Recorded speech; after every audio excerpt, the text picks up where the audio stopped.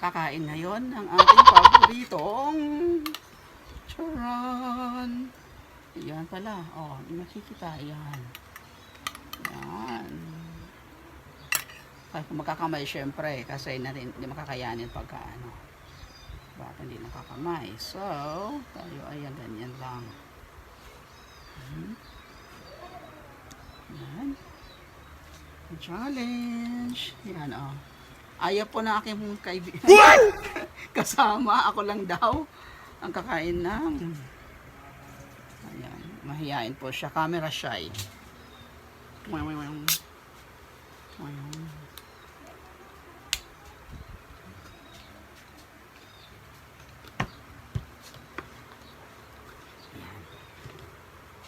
Siyempre kukuha tayo ng ating ito. Itong pinakamalaki ang kukunin natin. Ayan.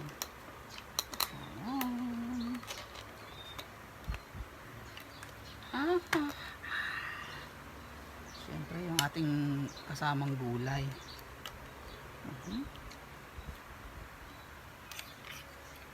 Ayan.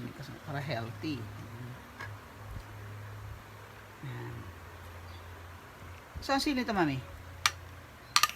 Walang sili? Sa ilalim.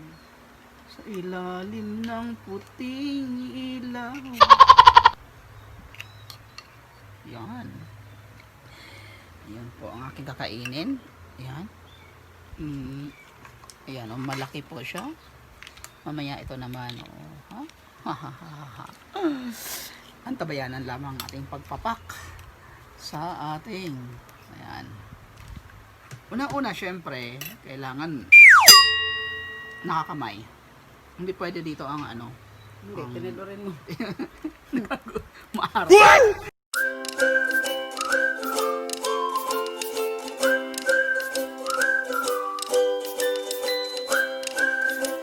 Ito pa mga kaibigan. Wow.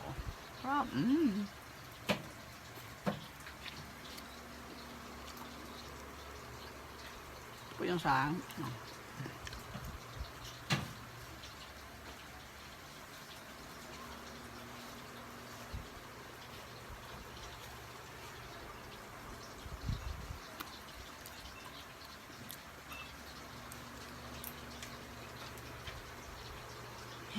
At kung napapansin nyo, ang aking rice ay marami pa. Konti lang talaga nakain kong rice. Gawa nung more on gulay and then now on my third crab.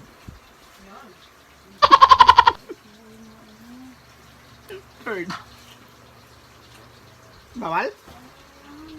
Ha? Tama na daw.